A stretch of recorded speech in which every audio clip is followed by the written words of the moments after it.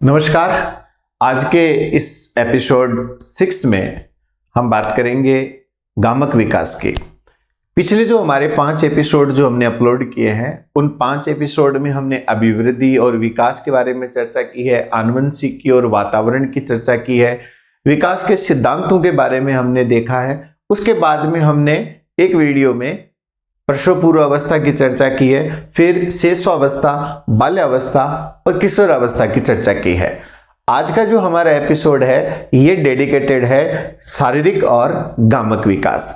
इस एपिसोड के बाद हम आगे के एपिसोड्स में भाषा विकास, नैतिक विकास, संज्ञानात्मक विकास, इन सब के ऊपर एक एक करके चर्चा करेंगे। सबसे पहले हम लोग बात करते हैं शारीरिक विकास यानी फिजिकल डेवलपमेंट। जब हम फिजिकल डेवलपमेंट की बात करते हैं तब हमारा अर्थ क्या होता है? हमारा अर्थ होता है कि जो शरीर है उसकी ग्रोथ, तो आपको पता है, हमने पहले भी पढ़ा है कि जो ग्रोथ होती है वो तो कोशिकाओं की संख्या पर निर्भर करती है। जैसा हमें पता है कि जब एक नवजात शिशु का, जिसका अभी भी जन्म हुआ है, वो नॉर्मली 19-20 इंच यानी लगभग 50 सेंटीमीटर लंबा होता है, लेकिन किशोरावस्था के अंत तक वो आते आते 6 फीट तक अपनी हाइट पकड़ लेता है। चाहे लड़का हो चाहे लड़की हो, जो औसत हाइट होती है वो पकड़ लेता है।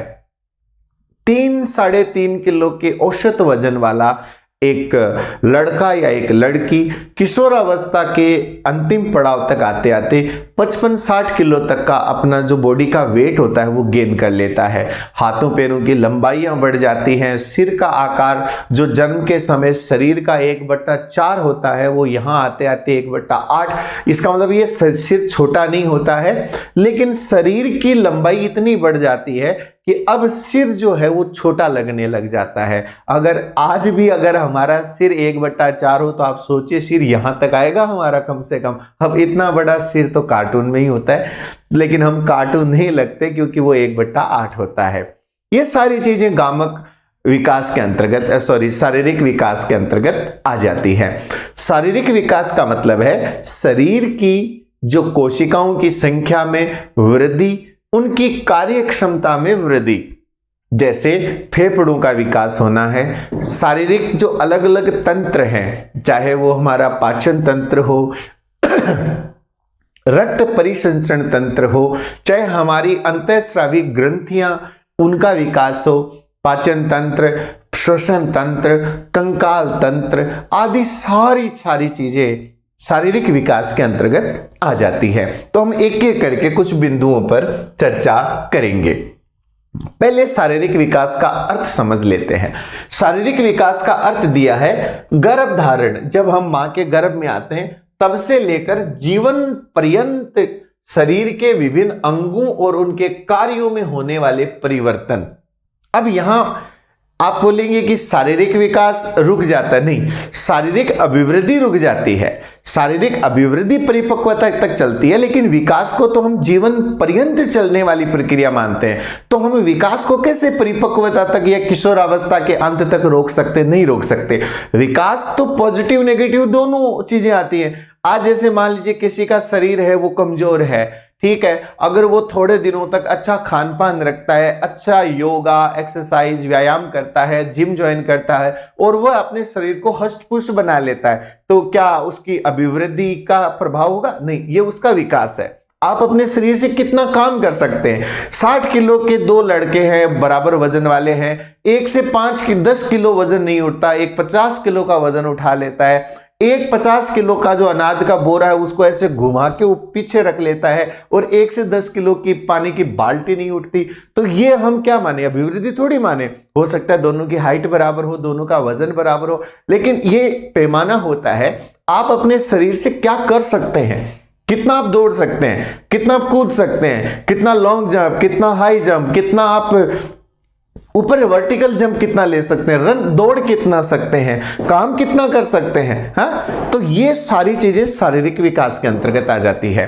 यहां पर शारीरिक वृद्धि में, जैसा कि मैंने आपको पहले भी कहा है, कोशिकीय संख्या में बढ़ोतरी होती है, जबकि शारीरिक विकास में शरीर में मात्रात्मक के साथ साथ गुणात्मक यानी क्वालिटेटिव चेंज आता है। जैसे सपोज कीजिए बाल्यावस्था में और किशोरावस्था में आपका वजन लगभग 1.5 गुना हो जाता है, 1.5 से 2 गुना तक हो जाता है। जैसे नॉर्मली जैसे 30-35 किलो वजन होता है बाल्यावस्था के अंत तक आते आते। लड़के लड़कियां 10, 11, 12 साल की एज में 30-35 किलो एवरेज वजन होता है, लेकिन किशोरावस्था के अंत तक ये 55-60 किलो तक चला जाता है। तो 1.5 से 2 गुना हम मान लेते हैं।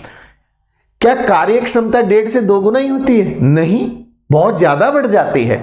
तो इसका मतलब गुणात्मक परिवर्तन आ रहा है। खाली कोशिकाओं की संख्या की बात करेंगे तो खाली अभिवृद्धि वर्ड होगा, लेकिन अगर मात्रात्मक के साथ साथ आप गुणात्मक मूल्यांकन, गुणात्मक आयाम भी अगर आप जोड़ देते हैं तो वो विकास हो जाता है। जब हम मां के गर्भ में होते हैं तब हमारे विकास की ये 3 स्टेज होती हैं। ये मैं पहले भी चर्चा कर चुका हूं।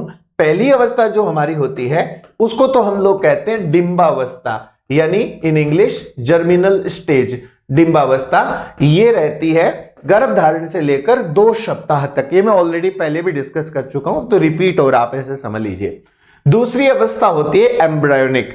एम्ब्रायोनिक का मतलब होता है भ्रूणावस्था, और ये भ्रूणावस्था 2 सप्ताह से लेकर लगभग 2 माह तक चलती है, यानी 3 से 8 हफ्ते की होती है। एक महीने में 4 ही तो हफ्ते होते हैं लगभग, तो 2 सप्ताह से 2 माह तक ये अवस्था चलती है। और उसके बाद में आती है फीटल स्टेज, जिसको हम कहते हैं गर्भस्थ शिशु की अवस्था, और ये तीसरे महीने से लेकर जन्म होने तक ये अवस्था रहती है। इस अवस्था में बहुत तीव्र शारीरिक विकास होता है, बहुत तीव्र शारीरिक विकास होता है। 2 माह का जो शिशु होता है, जो भ्रूण होता है, वो लगभग 1 इंच का होता है, लेकिन आने वाले 7 माह में वह 19 से 20 इंच बड़ा हो जाता है। शरीर के सारे अंग विकसित हो जाते हैं। शरीर के सारे अंग, मस्तिष्क, हाथ पैर, नाखून, त्वचा, किडनी, लीवर, हार्ट सब विकसित हो जाते हैं उसी एक कोशिका से। जो कोशिका हम सर्वप्रथम मां के गर्भ में आते, उसी कोशिका से विभाजन हुआ है। वही ईंट, वही ईंट आपके घर का शौचालय भी बना रही है, वही ईंट आपकी रसोई भी बना रही है, वही ईंट आपका पूजा घर भी बना रही है। यानी वही एक कोशिका से आपके पूरी बॉडी का विकास हुआ है, पूरी बॉडी का निर्माण हुआ है। जब एक शिशु का जन्म होता है तो उस समय की विशेषताएं मैं ऑलरेडी आपको बता चुका हूं। वजन 3-3.5 किलो, 6 से 7 पाउंड होता है, हाइट 19-20 इंच होती है। लेकिन शेषवावस्था में शारीरिक विकास काफी तीव्र गति से चलता है, और ऐसे समय में शारीरिक वृद्धि और विकास बहुत तेजी से घटित होता है। नवजात शिशु का वजन जो लगभग 7 पाउंड होता है, शेषवावस्था की समाप्ति तक लगभग 25 पाउंड हो जाता है। 1 पाउंड में 450 ग्राम होते हैं, तो 450 ग्राम को लगभग अपन अगर 25 गुना करें तो 45 का जो 2.5 गुना होता है वो लगभग 11-11.5 किलो के आसपास बैठता है। तो शेषवावस्था तक बच्चा, यानी लगभग 5 साल की आयु तक बच्चा जो होता है वो एवरेज 11-12 किलो का वजन उसका हो जाता है। और उसकी जो लंबाई है वो जब जन्म के समय 19-20 इंच यानी लगभग 50 सेंटीमीटर, 2.5 गुना कर दीजिए, वो बढ़कर 32 से 33 इंच यानी बच्चा लगभग 2.5 फीट का हो जाता है। 2.5 फीट का मतलब अगर आप इसको सेंटीमीटर में बदले तो 32 का 80 और 33 का अगर आप 2.5 गुना करेंगे तो और 2.5 इंच जोड़ दीजिए तो 80-85 सेंटीमीटर के लगभग बच्चों की जो लंबाई है वो शेषवावस्था के अंत तक हो जाती है। ये जो परिवर्तन आते हैं ये बच्चे के पूरे शरीर में आते हैं। हाथों की भी लंबाई बढ़ती है, पैरों की भी लंबाई बढ़ती है, सिर का आकार भी बड़ा होता है। अकॉर्डिंगली यानी बॉडी के सभी अंगों में परिवर्तन आता है। हृदय भी बड़ा होता है, लीवर का आकार भी बड़ा होता है, किडनियों का आकार भी बड़ा होता है। ऐसी बात नहीं है कि हार्ट उतना ही रहेगा जितना आप पैदा हुए थे तब, नहीं, उसका भी परिपक्वता तक शरीर के सभी अंगों का विकास होता है, उनकी ग्रोथ भी होती है, उनका डेवलपमेंट भी होता है। हार्ट का आकार बढ़ जाना अभिवृद्धि है, लेकिन हृदय की कार्य क्षमता में परिवर्तन विकास है। तो आप इन दोनों को जरा साथ में समझते हुए चलिए। बाल्यावस्था जब आती है यानी लगभग 6-7वें साल से लेकर 11वें-12वें साल तक, ये वो समय है जब विकास रुकता नहीं है। विकास तो कभी रुकता ही नहीं है। हाँ, उसकी जो दर है, उसकी जो रेट ऑफ डेवलपमेंट जिसको हम लोग कहते हैं वो थोड़ी धीमी हो जाती है। बाल्यावस्था में हमें ऐसे लगता है जैसे ये बड़े हो ही नहीं रहे हैं, बहुत धीमी गति से बड़े होते हैं। देखो ना, जिस नवजात शिशु को हम पैदा होने के बाद ऐसे हथेली में उठा सकते हैं, वो 5 साल तक कितना बड़ा हो जाता है। उसकी जो लंबाई है वो 2.5 फीट के लगभग हो जाती है, यानी कितना लंबा हो जाता है, लगभग ये बता रहा हूं मैं, आप मेरा पूरा हाथ आ रहा होगा इसमें, देख लो आप, इतना लंबा हो जाता है, 2.5 फीट के लगभग हो जाता है। लेकिन यहां ज्यादा परिवर्तन नहीं आता है, और परिवर्तन आता है वो बड़ा धीमी गति से आता है, तो ऐसे दिखता ही नहीं है। जैसे बोलते हैं ना कि पेड़ बढ़ता हुआ नहीं दिखता, जैसे कहते साधु संत भजन करते हुए दिखते नहीं है ना, उसी प्रकार से पेड़ भी जैसे बढ़ता हुआ दिखाई नहीं देता, वैसे ये बच्चे पेड़ की तरह होते हैं, बड़े धीरे धीरे बढ़ते हैं, तो गति है वो थोड़ी धीमी हो जाती है। हाँ, एक यहां परिवर्तन जरूर आता है, वो क्या है कि यहां जो लड़कियां हैं वो बाजी मार लेती हैं लड़कों के मुकाबले। यानी अगर एक ही उम्र के लड़के और लड़कियों की तुलना करें तो लड़कियां थोड़ी सी बच्चों से आगे निकल जाती हैं, लड़कों से थोड़ी आगे निकल जाती हैं। लेकिन ये ज्यादा लंबे समय तक टिकने वाला नहीं है। किशोरावस्था में आते आते ये लड़के फिर बाजी मार लेते हैं। लड़के, एवरेज लड़कों की हाइट लड़कियों से ज्यादा होती है ना, तो वो अपनी अधिकतम ऊंचाई को प्राप्त कर लेते हैं। बाल्यावस्था में क्या होता है, विकास की गति मंद हो जाती है, जैसा अभी मैंने आपको बताया, पर निरंतर विकास जारी रहता है, विकास रुकता नहीं है, विकास में कोई फुल स्टॉप नहीं है। आप सो रहे हो तो भी हो रहा है, आप जग रहे हो तो भी हो रहा है, आप दौड़ रहे हो तो भी हो रहा है, आप कुछ नहीं कर रहे तो भी हो रहा है, क्योंकि परिपक्वता के लिए कोई इनपुट की जरूरत नहीं है। परिपक्वता तो स्वतः अनुवंशिकी द्वारा संचालित होने वाली प्रक्रिया है। लड़कियां लड़कों से आगे निकल जाती है और बाल्यावस्था के अंत तक आते आते जो औसत वजन है ये 80 से 85 पाउंड हो जाता है। यानी कि अगर इसको किलो में बदले तो ये लगभग 36 से 38 पाउंड के आसपास बच्चों का वजन हो जाता है, किलो के आसपास, सॉरी, 36 से 38 किलो बच्चों का, लड़के लड़कियों का एवरेज वजन हो जाता है, और लंबाई 50 से 55 इंच हो जाती है।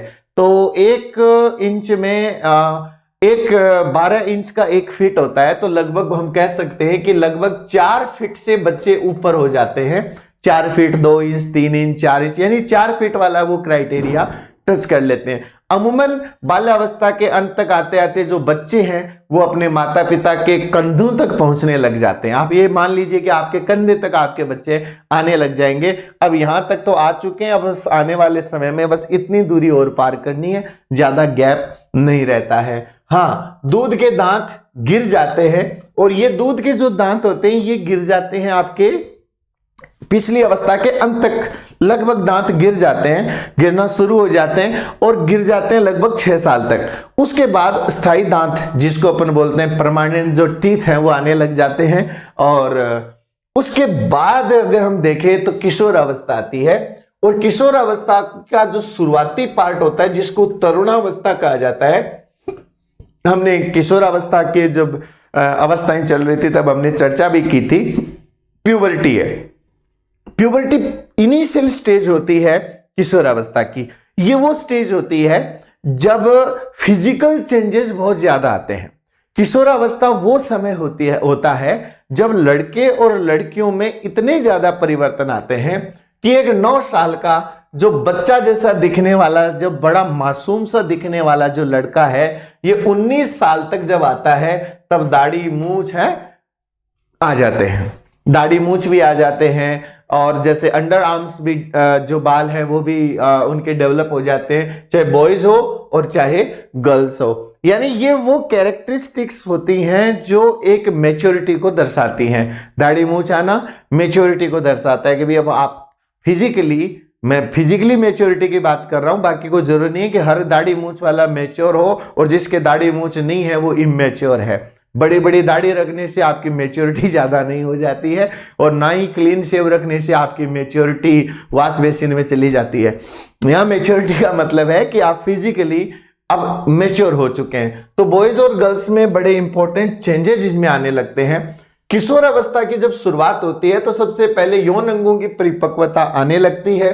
लड़कियों और लड़कियों दोनों में शारीरिक वजन और ऊंचाई में महत्वपूर्ण परिवर्तन आते हैं। यहां ग्रुलिक का एक मानना है, ग्रुलिक कहते हैं कि लड़कियां 11 साल से 14 साल में लड़कों से औसतन अधिक लंबी और वजन भी उनका ज्यादा होता है। 11 से 14 साल ये वो टाइम है जब बाल्यावस्था एंड हुई है और शेषावस्था शुरू हुई है। इस टाइम लड़कियां लड़कों से कुछ आगे रहती हैं, चाहे वजन हो चाहे लंबाई हो। लेकिन बाद में 16 साल के लगभग आते आते लड़के जो होते हैं वो लड़कियों से वजन में भी आगे निकल जाते हैं और हाइट में भी आगे निकल जाते हैं। अंतःस्रावी ग्रंथियां बहुत ज्यादा एक्टिव हो जाती हैं। अंतःस्रावी ग्रंथियों से जो निकलने वाले जो हार्मोन्स होते हैं उनका प्रभाव अब बच्चों पर ज्यादा पड़ने लग जाता है। किशोर अवस्था में ये हार्मोन सबसे ज्यादा एक्टिव होते हैं, चाहे वो पिट्यूटरी ग्रंथि हो, चाहे वो थायराइड ग्रंथि हो, पैराथायराइड हो, एड्रेनलिन ग्रंथि हो। चूंकि इन ग्रंथियों का कार्य शरीर के विभिन्न भागों को कंट्रोल करना, हमारे चयापचय को कंट्रोल करना है, हमारी ग्रोथ को कंट्रोल करना है, हमारे बॉडी के अदर पार्ट्स को कंट्रोल करना होता है, तो इस वजह से किशोर अवस्था में सबसे ज्यादा चेंजेस आते हैं। और इनका मेन कारण है इन अंतःस्रावी ग्रंथियों या इन एंडोक्राइन ग्लैंड्स का बहुत ज्यादा एक्टिवेट होना। प्राथमिक यौन विशेषताएं, हमारे मानव में दो प्रकार की यौन विशेषताएं होती हैं, प्रारंभिक और द्वितीयक। यहां हम पहले बात कर रहे हैं प्रारंभिक। तो प्रारंभ या प्राथमिक या जिनको हम प्राइमरी कैरेक्टरिस्टिक्स बोलते हैं, ये वो कैरेक्टरिस्टिक होती हैं जो जन्म के समय हमारे अंदर प्रेजेंट होती है, लेकिन इस अवस्था तक आते आते उनके अंदर मैच्योरिटी आ जाती है और हम एक प्रकार से रिप्रोडक्शन या प्रजनन के लिए तैयार हो जाते हैं। यहां विशेष रूप से आवश्यक अंग होते हैं जिनके अंदर महिलाओं और पुरुषों में इनकी परिपक्वता आने लग जाती है, यानी वो इतने मैच्योर हो जाते हैं कि अब वह प्रजनन के लिए तैयार है। किशोर अवस्था में ये आंतरिक और बाह्य दोनों प्रकार के जो प्रजनन अंग है ये परिपक्वता प्राप्त कर लेते हैं। लेकिन जो द्वितीयक लैंगिक लक्षण होते हैं ये भी लड़के और लड़कियों दोनों में नजर आते हैं स्पष्ट रूप से किशोर अवस्था के अंदर। द्वितीयक यौन विशेषताएं वो होती हैं जो सामने नजर आती है, वो दिखती है, प्रेजेंट सामने, एक प्रकार से आप कह सकते हैं कि ये फिनोटाइप की तरह नजर आती है। इन द्वितीयक जो विशेषताएं हैं अगर हम इनकी चर्चा करें तो जैसे लड़के और लड़कियों में दोनों में ही ये परिपक्वता आती है। इसमें मोटा अगर देखा जाए तो एक तो हमारा जो स्वर यंत्र होता है, स्वर यंत्र जिसको अंग्रेजी में कहते हैं लैरिंक्स, ये जो लैरिंक्स होता है या इसको एडम्स एप्पल भी कहा जाता है। एडम का जो एप्पल होता है आपको जानते होंगे, यहां आप अगर कभी देखें ना तो यहां जो ये वाला हिस्सा होता है, ये हिस्सा, ये लड़कों का थोड़ा बाहर निकला हुआ होता है। ऐसा लगता है जैसे यहाँ पे है ना, जैसे कोई उभार हो, जैसे कोई यहाँ कोई एप्पल हो, और लड़कियों में ये उभार नजर नहीं आता है। क्या होता है कि ये जो एडम्स एप्पल या जिसको स्वर यंत्र या जिसको लैरिंक्स कहते हैं, ये लैरिंक्स लड़कों में ज्यादा बड़ा हो जाता है, विकसित हो जाता है, गहरा हो जाता है। तो इसका ये प्रभाव पड़ता है कि जो लड़कों की आवाज होती है वो मोटी हो जाती है। जैसे मेरी आवाज मोटी है ना, अब मैं चाहकर भी लता जैसा नहीं बोल सकता क्योंकि वो मैं मेल हूं भाई, वो मैं फीमेल नहीं हूं। तो जो बॉयज होते हैं उसके अंदर ये स्वर यंत्र जो एडम्स एप्पल है ये ज्यादा विकसित होता है, जिस कारण उनकी आवाज मोटी और गहरी हो जाती है। लेकिन लड़कियों में इतना ज्यादा परिवर्तन नहीं आता है और लड़कियों की आवाज पतली ही रहती है। हाँ, इसमें परिवर्तन दोनों तरफ आ जाते हैं। जैसे कुछ लड़कों में ये इतना डेवलप नहीं हो पाता तो कई बार लड़कों की आवाज लड़कियों जैसी रह जाती है, या कुछ लड़कियों में ये डेवलप हो जाता है लड़कों की तरह, तो लड़कियों की आवाज कभी कभी जनाना, यानी लड़कों की आवाज कभी कभी जनाना हो जाती है और लड़कियों की आवाज कभी कभी मर्दाना हो जाती है। कई बार आपने ऐसा जैसे कोई लड़कियां भी देखी होगी जैसे बोले क्या हो रहा है, या फिर आपने कोई ऐसा कोई लड़का भी देखा हो क्या हो रहा है, ऐसे भी बोलने। तो ये जो चेंजेस होते हैं ये आपके और हमारे कंट्रोल में नहीं होते हैं, इसमें हमारी आनुवंशिकी और हमारे वातावरण की जटिल अंतःक्रिया इसको डिसाइड करती है। तो एक तो ये स्वर यंत्र है। दूसरा इसमें जो परिवर्तन आता है वो आता है कि शरीर पर बाल उगते हैं। तो जैसे चाहे अंडर आर्म्स हो, चाहे दाढ़ी मूंछ हो, लड़कियों में दाढ़ी मूंछ नहीं होते लेकिन लड़कों में दाढ़ी मूंछ आ जाते हैं। अंडर आर्म्स जो बाल होते हैं वो विकसित होने लग जाते हैं। जो लड़के होते हैं उनके सीने पर बाल आ जाते हैं। और एक जो परिवर्तन इसमें जो मेजर होता है लड़कियों में मेजर परिवर्तन आता है, और लड़कियों में ये जो मेजर परिवर्तन जो द्वितीयक में आता है वो होता है उनकी पेल्विस, यानी जो कमर से नीचे का जो पेल्विस वाला हिस्सा होता है जिसको श्रोणी कहते हैं, उसका आकार जो होता है वो अपेक्षाकृत बड़ा हो जाता है। और ये बड़ा इसलिए होता है ताकि आगे जाकर अगर कभी प्रसव का जब समय आता है तब वो प्रसव के लिए तैयार हो जाए। तो ये दोनों ही जो चेंजेस होते हैं वो द्वितीयक चेंजेस में आते हैं। कभी कभी ऐसा प्रश्न आरपीएससी ने पूछा, इसलिए मैं थोड़ा सा इनके ऊपर ज्यादा चर्चा कर रहा हूं। ये सब इसलिए भी मैं डिस्कस कर रहा हूं क्योंकि कई बार हम ये कंफ्यूजन पैदा हो जाती है कि कौन से जो गुण है वो प्राथमिक है और कौन से द्वितीयक है। याद रखना, प्राथमिक जो गुण होते हैं, लैंगिक लक्षण होते हैं, वो हम लेकर पैदा होते हैं। वो प्रजनन अंग चाहे बाह्य हो चाहे आंतरिक हो, वो परिपक्व हो जाते हैं रिप्रोडक्शन के लिए जब किशोरावस्था का अंत होता है। लेकिन जो द्वितीयक लैंगिक लक्षण होते हैं वो बाह्य रूप से स्पष्ट दिखते हैं, तो वो जो परिवर्तन होते हैं उनको हम द्वितीयक के अंतर्गत कवर करते हैं। शारीरिक परिवर्तनों में एक दो बातें आपको और यहां समझनी है कि किशोरावस्था के अंत तक आते आते या किशोरावस्था जब समाप्त हो रही है उससे पहले ये जो हमारे शरीर में जो वसामय ग्रंथियां होती हैं, वसामय ग्रंथियां जो होती है ना वो स्किन के थोड़ा नीचे होती है। ये हमारी स्किन है, इसके अंदर की तरफ वसामय ग्रंथियां होती है, ये फैट निकालती है। अब ये जो फैट निकलता है तो उससे क्या होता है कि हमारी जो त्वचा होती है उस पर चिकनाहट बनी रहती है। और नॉर्मली ये चिकनाहट होनी भी बहुत जरूरी है, अन्यथा तो हमारी चमड़ी फट जाएगी। तो कई बार क्या होता है कि ये जो सेबेसियस ग्रंथियां जिनको वसामय ग्रंथियां कहते हैं ये ज्यादा एक्टिव हो जाती हैं। जब ये हाइपर एक्टिव हो जाती है तो अंदर से जो फैट होता है वो जब अंदर से स्किन से ऊपर की तरफ आता है तो चेहरे पर या शरीर पर मुहासे हो जाते हैं, कील मुहासे जिनको कहते हैं। और आपको पता है किशोरावस्था में लड़के और लड़कियां अपने इन कील मुहासों के प्रति इतने ज्यादा सेंसिटिव हो जाते हैं कि उनको लगता है कि ये हमारे गाल पर माउंट एवरेस्ट खड़े हैं, किलिमंजारो खड़े हैं, ऐसे लगता है जैसे कोई बड़े बड़े पहाड़ खड़े हो गए। ये उनकी अपने खुद के प्रति बहुत ज्यादा सेंसिटिविटी को दर्शाता है। तो इसका मूल कारण जो है मुहासों का वो है वसामय ग्रंथियों की अतिसक्रियता। किशोरावस्था जब समाप्त हो रही होती है उस समय तक जो हमारे शरीर की जो मांसपेशियां हैं, मैं शरीर की मांसपेशियों की बात कर रहा हूं, उनका वजन बॉडी के वेट का लगभग 45% हो जाता है। यानी आप ये कह सकते हैं कि अगर 50 किलो का कोई किशोर है तो उसकी जो शरीर की मांसपेशियों का वजन लगभग 22.5 किलो के आसपास से हो जाता है। तो 45% जो होता है वो हमारी मांसपेशियों का वजन किशोरावस्था के अंत तक आ जाता है। अगली एक दो चीज आपको यहां और समझनी है कि जब हम पैदा होते हैं हमारे शरीर के अंदर हड्डियों की संख्या 270 से लेकर एवरेज 300 होती है। कोई इसकी फिक्स संख्या नहीं है। वो किस शिशु के अंदर बहुत छोटी छोटी मुलायम हड्डियां होती हैं। बाद में जब वो बड़ा होता है, परिपक्व होता है, उसकी ग्रोथ होती है तो वो हड्डियां आपस में कनेक्ट हो जाती है और हड्डियों का जो ढांचा है, हड्डियों की जो संरचना है वो बदल जाती है। हड्डियां मजबूत हो जाती हैं, कठोर हो जाती हैं और वो ज्यादा सहन करने वाली बन जाती हैं, लचीली कम रहती है। तभी आप देखना छोटे बच्चे अगर कई बार ऐसे होता है ना, पलंग से गिर जाते हैं, उनके चोट नहीं लगती। बिल्ली कितनी ऊंचाई से छलांग मारती है क्योंकि उसकी हड्डियां बहुत सॉफ्ट होती हैं। छोटे बच्चों की हड्डियां बहुत सॉफ्ट होती हैं, गिरने पर नॉर्मली उनके फ्रैक्चर नहीं होता। लेकिन आप और हम अगर गलती से, कई बार तो मैं सोचता हूं कई बार आजकल के बच्चों के तो करवट बदलते ही हड्डियां फ्रैक्चर हो जाती हैं, इतनी कमजोर हड्डियां हो गई इनकी। तो हमारी हड्डियों में परिवर्तन आ गया और हमारी हड्डियों में जो परिवर्तन आया है वो आया है इनके संगठन में। यानी इनका जो कंपोजिशन होता है, जिन अवयवों से हमारी हड्डियों का निर्माण होता है उसके कंपोजिशन में चेंजेस आ जाते हैं। हड्डियों की जो कंपोजिशन, जिन चीजों से हड्डियां बनती है ना, वो कंपोजिशन बदल जाता है। और क्या मेजर परिवर्तन आते हैं किशोर अवस्था के अंत तक आते आते हमारे जो दांत हैं वो 28+4 हो जाते हैं। यानी 28 तो जो परमानेंट दांत है वो, और 4 जिनको हम प्रज्ञा दंत कहते हैं वो आ जाते हैं। जब हमारा जन्म होता है तब हमारी हृदय की धड़कन लगभग 140 बार 1 मिनट में हमारा हृदय धड़कता है, जो परिपक्वता तक आते आते 72 बार धड़कने की उसकी जो है वो आ जाती है।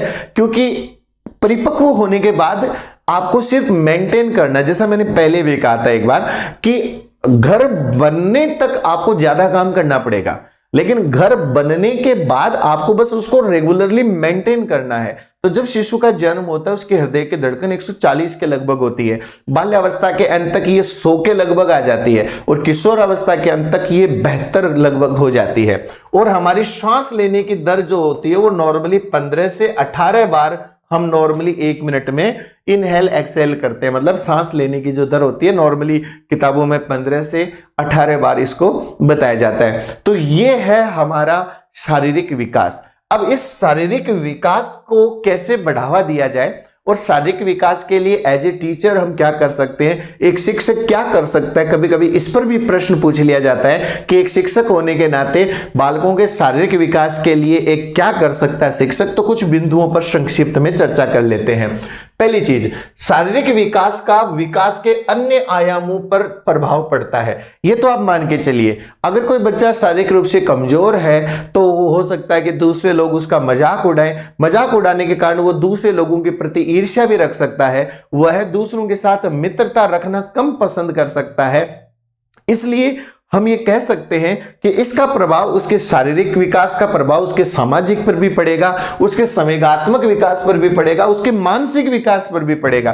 कि अगर वो बहुत कमजोर रह गया तो उसका प्रभाव उसकी मानसिक क्रियाओं पर भी पड़ेगा। इसलिए शारीरिक विकास भी एक महत्वपूर्ण आयाम होता है, इग्नोर करने वाला आयाम नहीं है।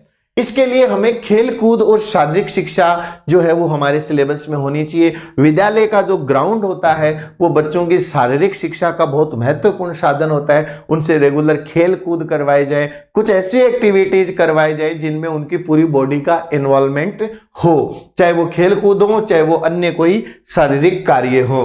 खेल एवं हस्त कौशल की शिक्षा उनको दी जानी चाहिए। हस्त कौशल का मतलब हाथ का कोई भी काम वो करें जिससे शारीरिक श्रम हो।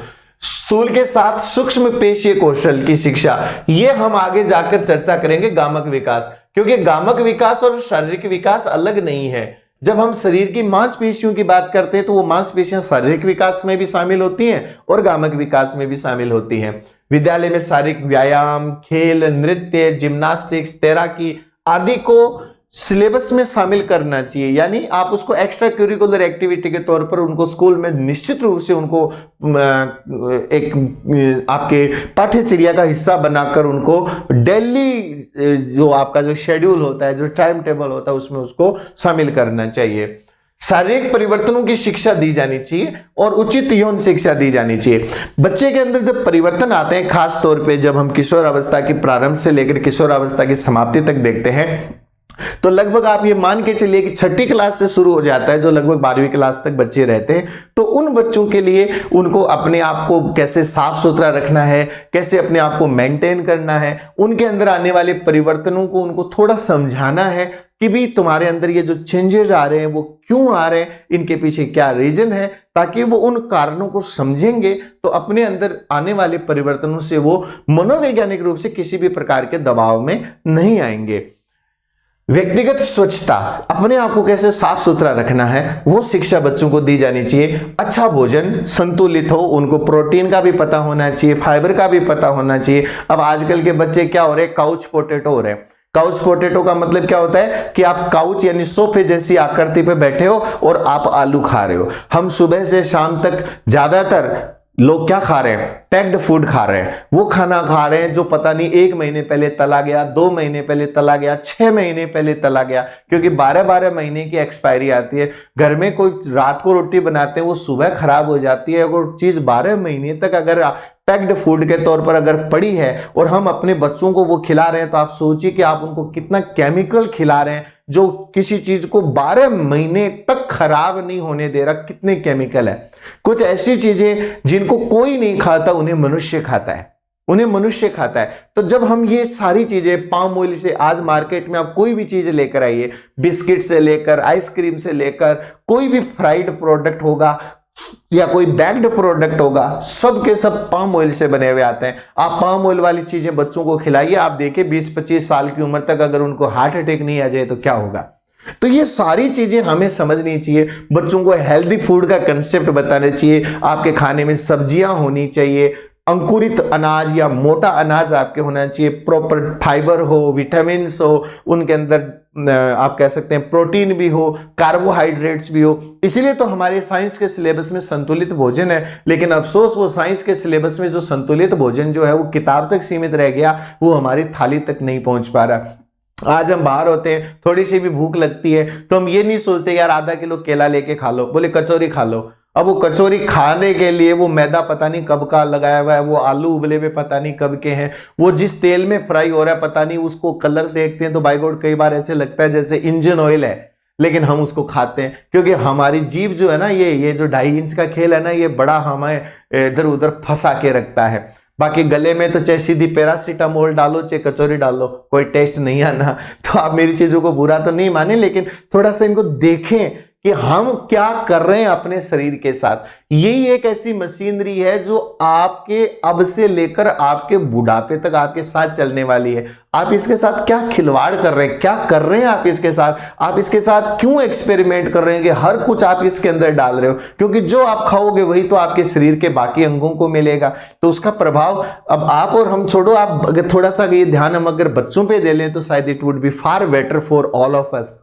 योग आदि की शिक्षा दी जानी चाहिए, शारीरिक क्षमताओं के लिए ब्रह्मचर्य के पालन की शिक्षा दी जानी चाहिए। यह बहुत महत्वपूर्ण कंसेप्ट होता है कि जब तक किशोर किशोरियां बड़े हो रहे हैं, डेवलप हो रहे हैं, एज ए गार्जियन हमें उनको ये शिक्षा दी जानी चाहिए कि भी आप सभी ब्रह्मचर्य से रहें। और शेष चर्चा जो है वो हम अगले पार्ट में डिस्कस करेंगे। अगले पार्ट में हम गामक विकास के साथ साथ एक छोटा सा आयाम और लेंगे जिसका नाम है भाषा विकास। तो आज के एपिसोड में फिलहाल इतना ही, मुझे दीजिए इजाजत। धन्यवाद। जय हिंद।